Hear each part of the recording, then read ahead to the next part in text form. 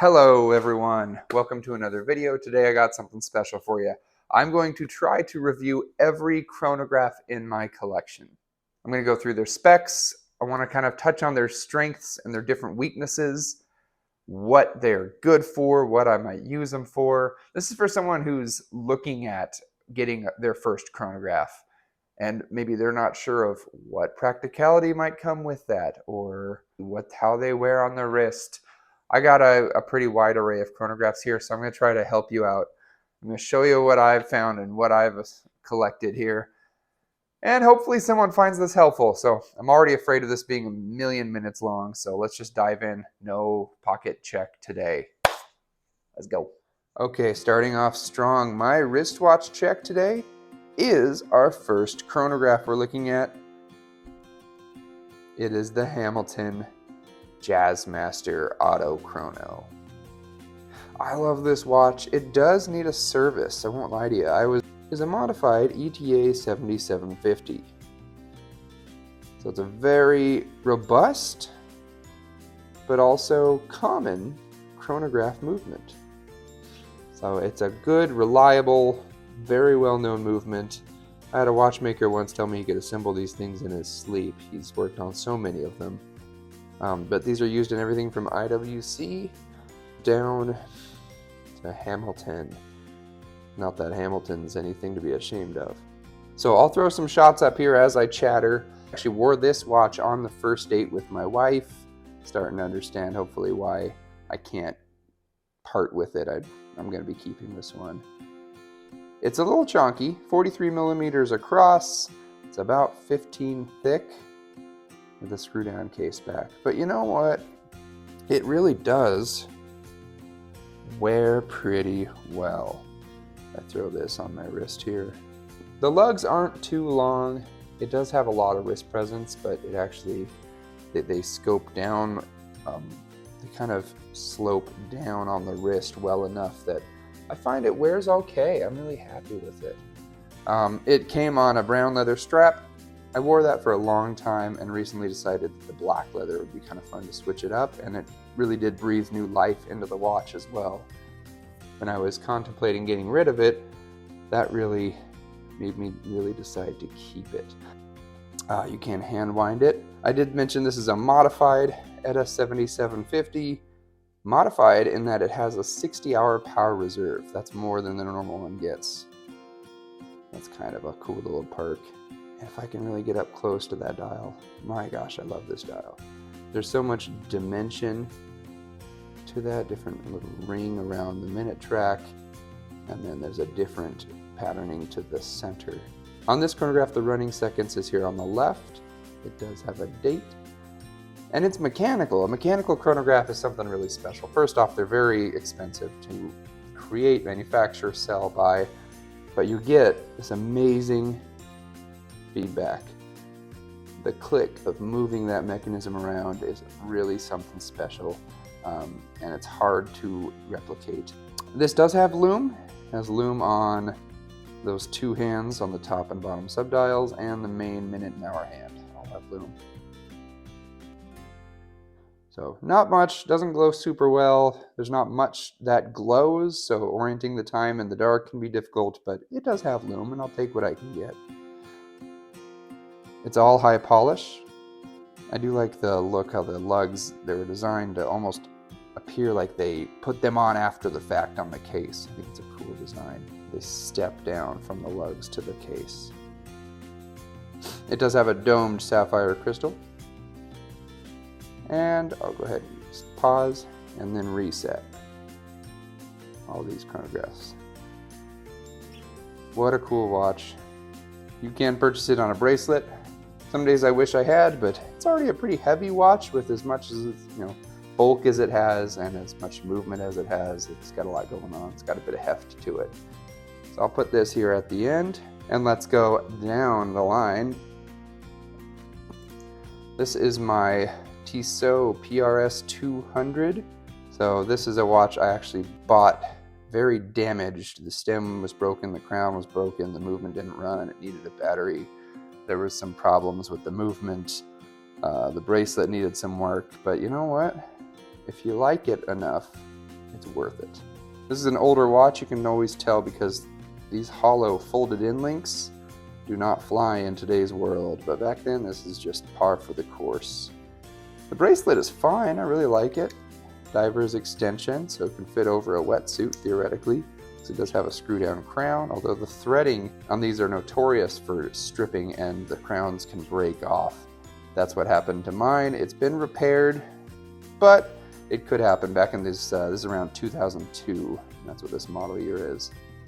But yeah, it does have a very hefty case. I've been inside this watch where it has a giant seal over the movement and then you screw the case back on. So it does have really intense water resistance, 200 meters if I'm being exact. Sapphire crystal, pretty great lume. I'll throw a lume video up here where the marker at the top of the bezel, minute markers, and hands all have lume. I appreciate that at the 4 o'clock there's a date window. It doesn't look like as much of an afterthought.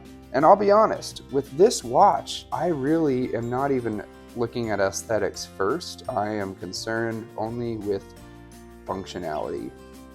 Lume, 200 meters water resistant, screw down crown. I'm going to start the chronograph now. 30-minute chronograph. There's your ticking chronograph hand, the big second hand. Rotating dive time bezel. So I can set the timer with the dive watch and count 1 time. I can start the chronograph, count a 2nd time. It has a tachymeter scale. This is a function over form watch in my eyes. But you know what? It is beautiful. It's got great action on that bezel. 60-click bezel, very clicky. Look at that profile on the case where they brush or bead blast these 2 ridges and then polish between them and polish the lugs and polish the top. And then they bead blast in these little rivets and then polish the outer rib. There's a lot going on. This is very classic Tissot. It's almost overthought, but I dig it. Let's get it on the wrist. So here it is on the wrist. It's a 39mm case. It wears very small. It's pretty slender because it's quartz. It doesn't need a lot of depth. Very happy with that. Those blue subdials are just amazing. I love the way they pop against the silver dial. And let's get that chronograph reset. Start, stop, and reset. Now this one's quartz. It has about a 3-year battery life, and I've thrown a couple batteries in it now as I've owned it for quite a long time, but I'm always just very happy with its performance. It's very sporty. I feel like I can wear this in anywhere except a more formal occasion. This is a sports watch through and through. So, Tissot PRS 200. All right, this is truly what prompted the video, if I'm being honest. This is my newest watch in the collection, the Citizen Promaster Sky CA4664. Very cool watch. Love that copper dial. Sapphire crystal. Another 200 meters of water resistance. Great lume. I'll include a lume video here. This one has really interesting finishing where it's a lot of brushing and then they polish this little edge and then go back to vertical brushing. Really great attention to detail. Citizen signs their crowns with a little Promaster emblem. This one's another rough and tumble watch where it gets into, I've compared it in the past to a Breitling Navitimer, where the Breitling Navitimer is very nautical and busy and tool-tastic and not very dressy, and I think this one really embodies that. It's got a great bracelet, lots of taper, every link really moves independently. And you can see they position these pins so that they kind of fall naturally over the wrist. The bracelet doesn't just go straight. I'm really pleased with this lume sapphire crystal, 200 meters water resistance. Here's the running seconds is the bottom one, and then chronograph seconds is the big second hand. So here's how it operates: start, stop, and reset. So it's now going. I can pause it and then reset at the bottom one. This one has almost that amazing click of the mechanical chronograph. It almost captures that. It's got a really tactile feel to it. Let's get it on the wrist. Love that. It's 40 millimeters, though it wears pretty small. I'm pretty pleased with that. Here's it up, down low, and up high. You can already see the hand starting to glow. It's got great lume. Very pleased. Citizen Promaster Sky is the newest one. Sports watch. Now this is kind of my dressy chronograph. I keep coming back to the Jazzmaster as it kind of sets the bar for a lot of these things. It was one of my first chronographs. But this is the first one I reach for if I'm starting to bleed that line between dressy and sporty and tough. So this is my Seiko Speedtimer SSC 813. This was recently discontinued so they could bring out the slightly updated newer model. This is part of their Pro Specs line, which means it is a sports watch. But you know, that beautiful white dial with the black accents, I'm a big fan of that. I think it could be worn in a lot of situations. And this, much like the Citizen, are both solar powered. So they're not mechanical, but they're also not just quartz. They have a solar cell on the dial, or multiple, that collect energy and recharge a capacitor where a battery would be. That makes them extremely easy to just grab and go. You can just pick them up and know that they're charged. You don't need to keep putting batteries in them. You don't need to wind them up. They just kind of go. Every month or so, I'll leave them on the windowsill to collect sunlight for a couple days, and that really does it. This one does have again, a sapphire crystal with some blue anti-reflective coating, so it's a little easier to see when the sun hits it. This has probably one of the most fantastic movements as far as my quartz watches go, where I can start,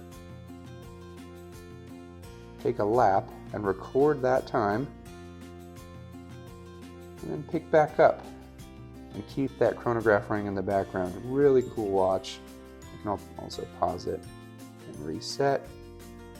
So you see this dial is my running seconds, and this bottom dial has another little secret. If I press this bottom button, it shows me the power reserve, and it'll tell me how much life until it needs sun again.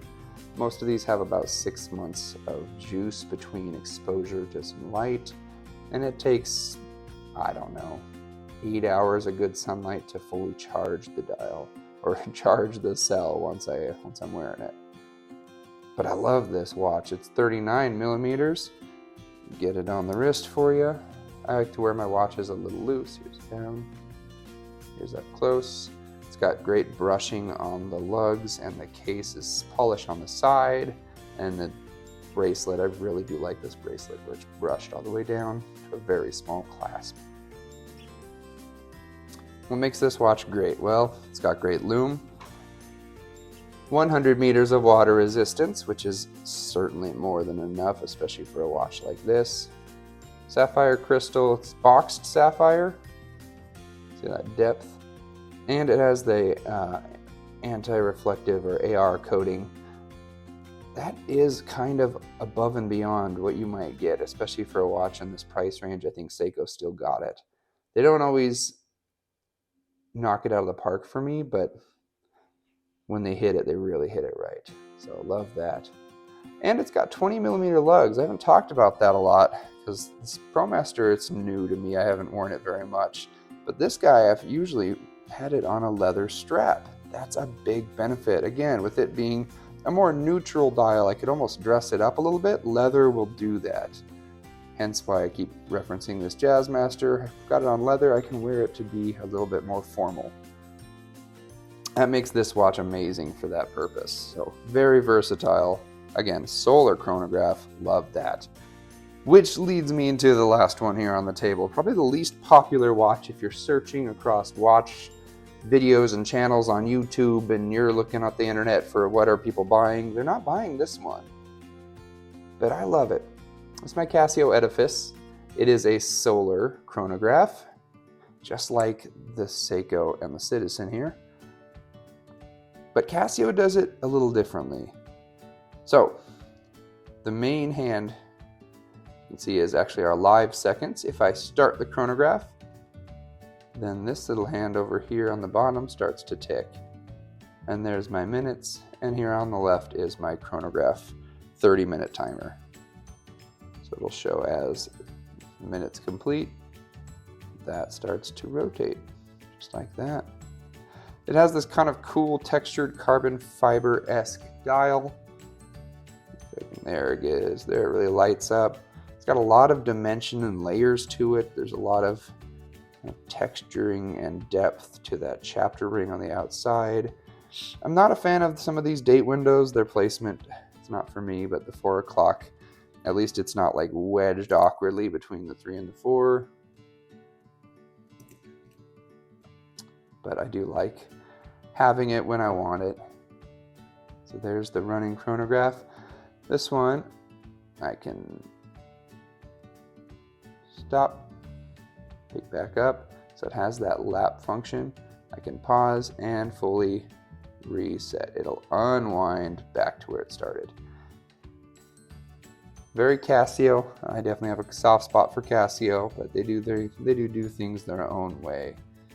And one more hidden little function. If I hit this bottom button while the chronograph is not running and press and hold, it'll show me the power reserve, low, medium, and high. Do that again, low, medium, and high. It's got a lot of juice. It's been in the sun. So it's kind of this rose gold case. Why do I wear this one? Because it's unique and it's got some presence to it. This is not a sapphire crystal. This is a mineral crystal. The case has some good finishing though. It's polished around the side. It's got this little protrusion or wing on either side that they use as crown guards on the right side.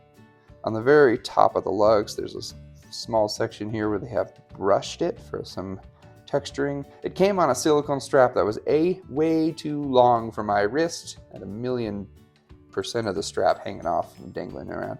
And B, it was cheap. I didn't like it. Didn't feel very good. This is a Barton silicone strap, super soft, super comfortable. I'm not going to dress this watch up. It's too flashy and big, and honestly the rose gold, it doesn't really fit my style, but I will wear this on my days off or my days out and about, so the rubber strap works just fine for me.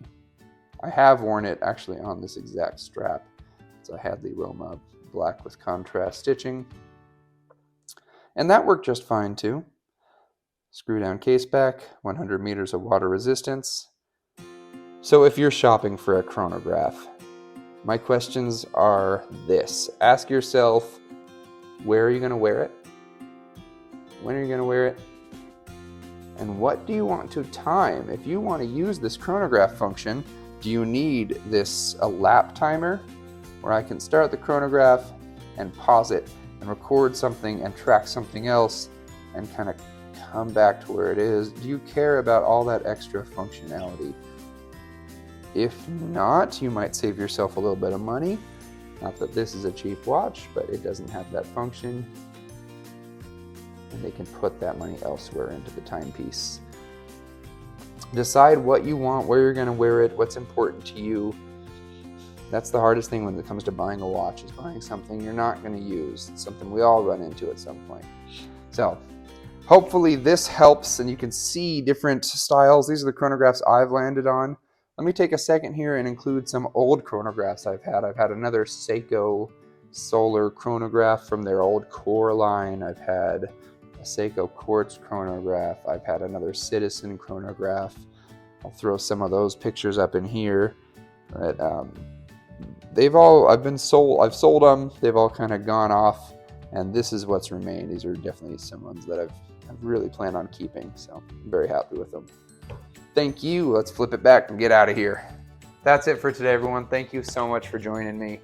I will see you in the next one. If you liked this video and would like to see more, please like and subscribe to the channel. Thank you. Have a great week.